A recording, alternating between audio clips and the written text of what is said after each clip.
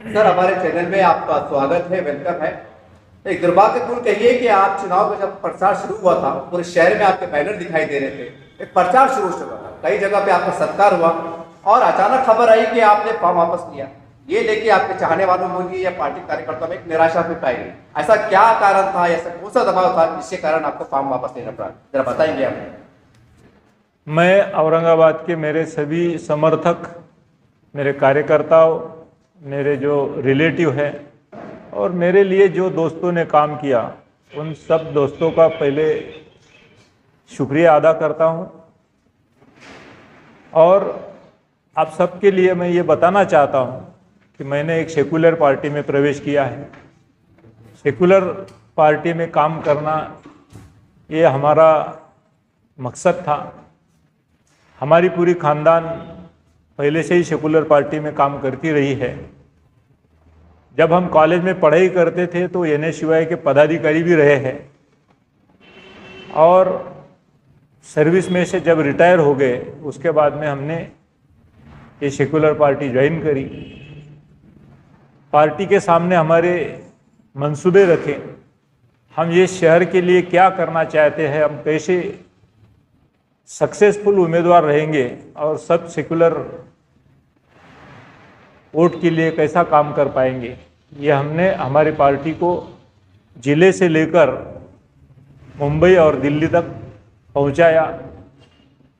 इन सब बातें सुनने के बाद, हमारी विजन देखने के बाद पार्टी ने हमें इस काबिल समझा और मुझे औरंगाबाद पूर्व की उम्मीदवारी घोषित की गई।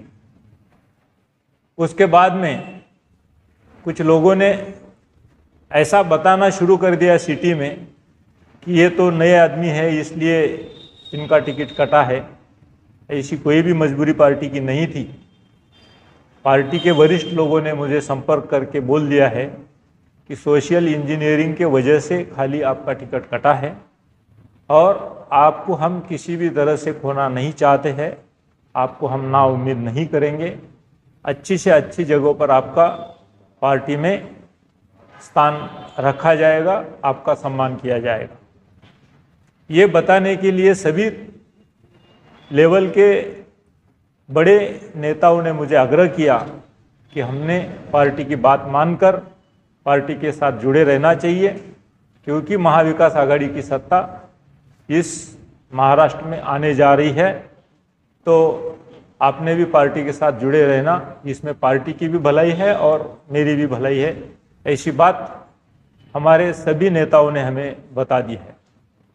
मुझे आपको बताने में खुशी हो रही है कि दिल्ली से भी मुझे इस बारे में कुछ बातें बताई गई, मुंबई से भी कुछ बातें बताई गई और जिला स्तर और रीजनल स्तर से भी मुझे सभी नेताओं ने आग्रह किया।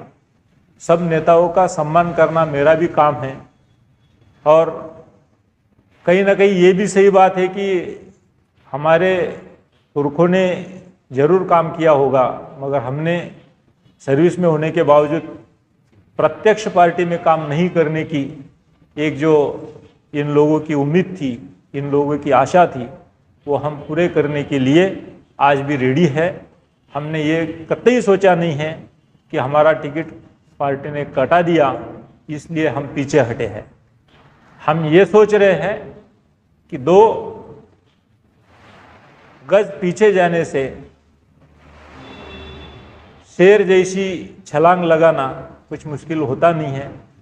अगर पार्टी मुझे टिकट दे सकती है तो इससे भी बड़ी ताकत पार्टी मेरे को देने के लिए तैयार है।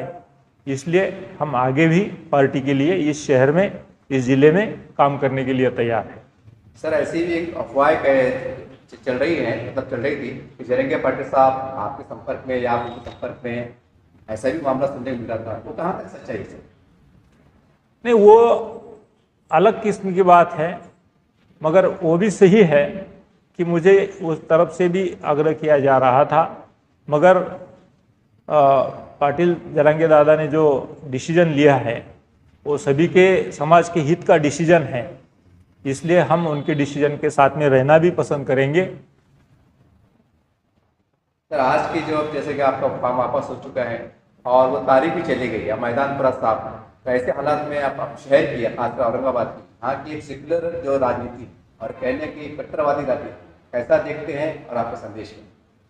संदेश इतना ही है कि महाविकास आघाड़ी की सत्ता आने जा रही है।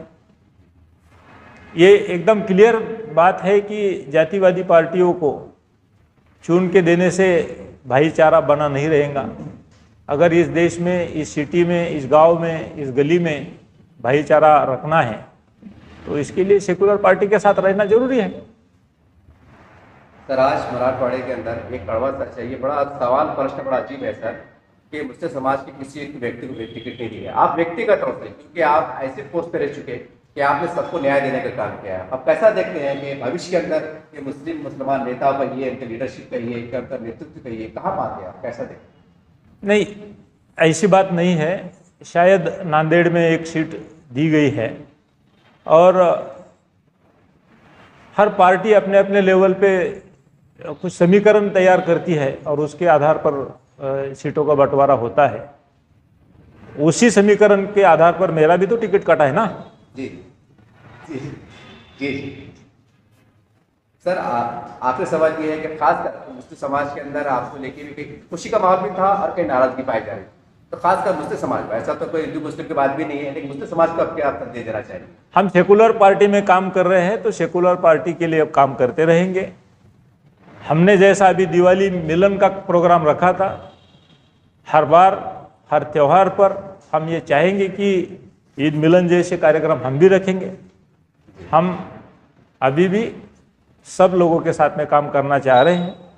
सभी तबकों से हमें जो समर्थन मिला था उन सब का मैं बहुत बहुत शुक्रिया अदा करता हूं और इन सभी लोगों को ये आश्वस्त करता हूं कि मैं आगे भी इस राजनीति में डटा रहूँगा और ये काम आगे हम लड़ाते जाएंगे और काम को बढ़ाते जाएंगे। सर, ये भी सुनने में आया है कि आपके सज्जाद नूमानी साहब, जो मुसलमानों के बहुत बड़े उलमा इकराम माने जाते हैं, यानी कि धार्मिक गुरु माने जाते हैं, उनसे भी आपका संपर्क हुआ, कहाँ तक सच्चाई है, सही? ये बात सही है कि मुस्लिम समाज के धर्मगुरु सज्जाद नूमानी साहब की और हमारी मुलाकात हुई थी। साहब ने हमें आपको सहकार्य करने की, बोले तो मुझे सहकार्य करने की बात भी रखी थी, मगर बाद में जो कुछ हालात हुए इसके वजह से शायद सभी लोगों ने जो तय किया कि महाविकास आघाड़ी का सब मिलकर काम करेंगे। और मुझे जितना ज्ञात है कि सज्जाद नूमानी साहब ने भी महाविकास आघाड़ी के लोगों को साथ देने की बात कही है। सज्जाद नूमानी साहब की और हमारी जब मुलाकात हुई तो उन्होंने ये भी बताया था कि आपके जैसा पढ़ा लिखा आदमी जो इस फील्ड में आना चाहता है उसे आगे बढ़ना चाहिए और राजनीति में रहना चाहिए। हमने उनकी भी बात सुनकर ये निर्णय रखा है कि हम आगे भी काम करते रहेंगे और मुस्लिम समाज में भी हम अच्छा से अच्छा काम करें।